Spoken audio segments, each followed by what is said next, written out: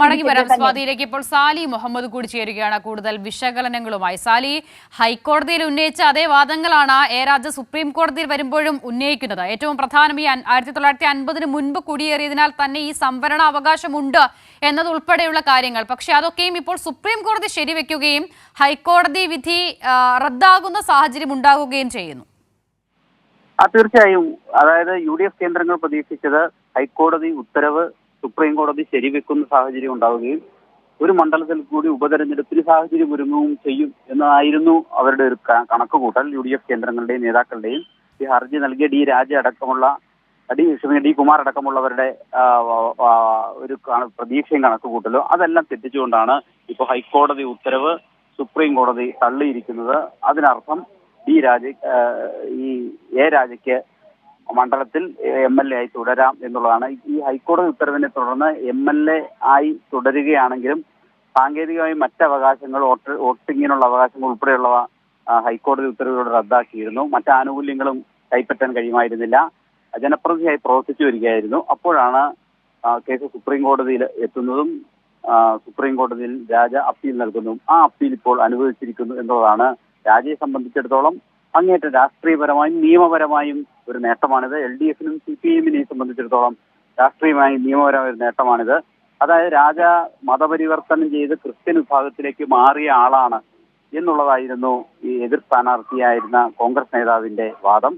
D Kumar കോടതിയിൽ വാദിച്ചത് സംവരണ സീറ്റിൽ മത്സരിക്കാൻ രാജയ്ക്ക് അർഹതയില്ല, സംവരണ വിഭാഗത്തിൽപ്പെടുന്ന ആളല്ല എന്നുള്ളതാണ്. ദേവികുളം നമുക്കൊക്കെ അറിയുന്നത് പോലെ സംവരണ നിയമസഭാ മണ്ഡലമാണ്. അപ്പൊ സംവരണ നിയമസഭാ മണ്ഡലത്തിൽ സംവരണ വിഭാഗത്തിൽപ്പെടുന്ന ആളല്ലാത്ത ഒരാൾ തെരഞ്ഞെടുപ്പിൽ മത്സരിച്ച് ജയിക്കുന്നത് നിയമപരമല്ല, തെരഞ്ഞെടുപ്പ് ചട്ടങ്ങളുടെ ലംഘനമാണ്. അതായിരുന്നു കുമാറിന്റെ വാദം, UDF-ന്റെയും കോൺഗ്രസിന്റെയും വാദം. അത് ഹൈക്കോടതിയിൽ ഹർജി എത്തിയപ്പോൾ ഹൈക്കോടതി ഹർജിക്കാരന് അനുകൂലമായ ഉത്തരവാണ് പുറപ്പെടുവിച്ചത്.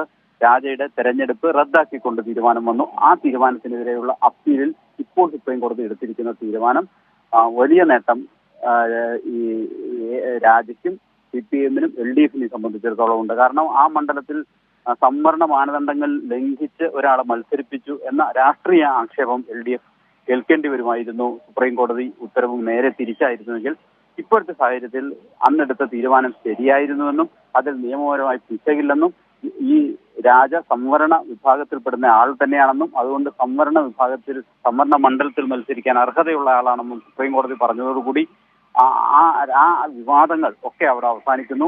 അതുകൊണ്ടാണ് കോൺഗ്രസിനെ സംബന്ധിച്ചിടത്തോളം രാഷ്ട്രീയമായ എത്ര വലിയ തിരിച്ചടിയാണ് സാലി ഈ വിധിയിലൂടെ ഉണ്ടാകുന്നത്. ഇപ്പോൾ സാലി തന്നെ പറഞ്ഞതുപോലെ ഒരു ഉപതെരഞ്ഞെടുപ്പ് കൂടി, അതായിരുന്നു കോൺഗ്രസിന്റെ പ്രതീക്ഷ. സ്വാഭാവികമായും ഈ കാര്യങ്ങളൊക്കെ ഉണ്ടല്ലോ, അതായത് ഒരു സംവരണ മണ്ഡലത്തിൽ അതിന്റെ ആനുകൂല്യങ്ങൾ അട്ടിമറിച്ചു LDF എന്നതുൾപ്പെടെയുള്ള വാദങ്ങളൊക്കെ ഉയർത്താം എന്നുള്ള പ്രതീക്ഷകളൊക്കെ ആയിരിക്കുമല്ലോ, കണക്കുകൂട്ടലുകളൊക്കെ ആയിരിക്കും, പ്രത്യേകിച്ചും ഹൈക്കോടതി വിധി കൂടി ഉണ്ടായിരുന്ന പശ്ചാത്തലത്തിൽ. അപ്പോൾ അത്തരം നീക്കങ്ങൾക്കേറ്റ തിരിച്ചടി അത് എത്ര വലുതാണ്?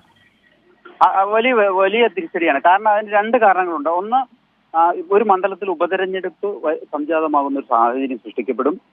മറ്റൊന്ന്, രാഷ്ട്രീയമായി CPM-ന് അതിനെ വിശദീകരിക്കേണ്ടി വരും. കാരണം ഒരു സംവരണ മണ്ഡലത്തിൽ സംവരണേതര വിഭാഗത്തിൽപ്പെട്ട ഒരാളെ ജയിപ്പിച്ചു അല്ലെങ്കിൽ മത്സരിപ്പിച്ചു എന്ന് പറയുന്നത് രാഷ്ട്രീയപരമായി തെറ്റാണ്, നിയമപരമായും പിശകാണ്. ആ രണ്ട് പിശകുകൾ ആണ് CPM-നെതിരെ ഈ കേസിൽ ഉന്നയിക്കപ്പെട്ടിരുന്നത്, LDF-നെതിരെ ഉന്നയിക്കപ്പെട്ടിരിക്കുന്നത്.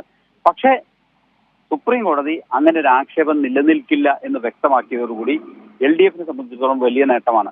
UDF-നെ സംബന്ധിച്ചിടത്തോളം UDF ആഗ്രഹിച്ചിരുന്ന ഒരു ഉപതെരഞ്ഞെടുപ്പിനൊപ്പം തന്നെ ഇനി ഉപതെരഞ്ഞെടുപ്പ് നടക്കുമ്പോൾ സംസ്ഥാനത്ത് ഉണ്ടാകുന്ന രാഷ്ട്രീയ പ്രശ്നങ്ങൾക്കൊപ്പം ഈ നിയമപ്രശ്നം കൂടി ഉയർത്താൻ കഴിയുമായിരുന്നു. അതായത് സംവരണ മണ്ഡലത്തിൽ എന്ന് പറയുന്നത് തമിഴ് പട്ടികജാതി സംവരണ മണ്ഡലമാണത്. അപ്പൊ ആ സംവരണ മണ്ഡലത്തിൽ നിന്ന് ആ വിഭാഗത്തിൽപ്പെടുന്ന ഒരാളല്ലാതെ മറ്റൊരാളെ മത്സരിപ്പിച്ചു എന്ന ആക്ഷേപം കേൾക്കേണ്ടി വരുന്നു എന്നുള്ളത് CPM-ന് ഗുണകരമാവുമായിരുന്നില്ല. തീർച്ചയായും സാലി, അതിനോടൊപ്പം തന്നെ മറ്റൊരു കാര്യം കൂടിയുണ്ട് സാലി, ഈ മതം മാറി എന്നുള്ള ആക്ഷേപവും അപ്പോൾ അതുമായി ബന്ധപ്പെട്ട് സംവരണ ആനുകൂല്യങ്ങൾ നിലനിൽക്കില്ല എന്നുള്ള വാദവുമായിരുന്നല്ലോ. അപ്പോൾ സുപ്രീം കോടതിയുടെ ഉത്തരവിലൂടെ അത്തരം കാര്യങ്ങൾക്ക് കൂടി അല്പം വ്യക്തത വരുന്നുണ്ടല്ലേ ഭാവിയിലായാലും?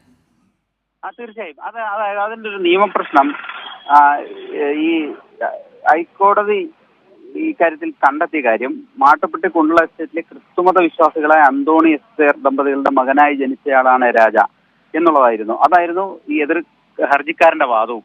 അതാണ് കോടതി ഭാഗികമായി ശരിവെച്ചത്. പക്ഷെ അങ്ങനെ കണ്ടെത്താൻ കഴിയില്ല അത്തരം സംവരണ കാര്യങ്ങളിൽ എന്ന് സുപ്രീം കോടതി വ്യക്തമാക്കുന്നത് അത് ദൂരവ്യാപകമായി മറ്റു മണ്ഡലങ്ങളെയും അത് ബാധിക്കുന്നത് തന്നെയാണ്. കാരണം ഇത് കൃത്യമായി സുപ്രീം കോടതി കണ്ടെത്തിയിരിക്കുന്നതിൽ സംവരണ തത്വങ്ങളുടെ ലംഘനമില്ല, മാനദണ്ഡത്തിന്റെ ലംഘനമില്ല എന്ന് തന്നെയാണ്. അതൊരു ഗുണകരമായ വശമാണ്. ഏതായാലും UDF-നെ സംബന്ധിച്ചിടത്തോളം ഈ തിരിച്ചടി ദീർഘകാലത്തേക്ക് നിലനിൽക്കുന്ന ഒരു നിയമ തിരിച്ചടിയാണ്, രാഷ്ട്രീയ തിരിച്ചടിയാണ്. ശരി, സാലി മുഹമ്മദാണ് വിവരങ്ങൾ നൽകിയത്.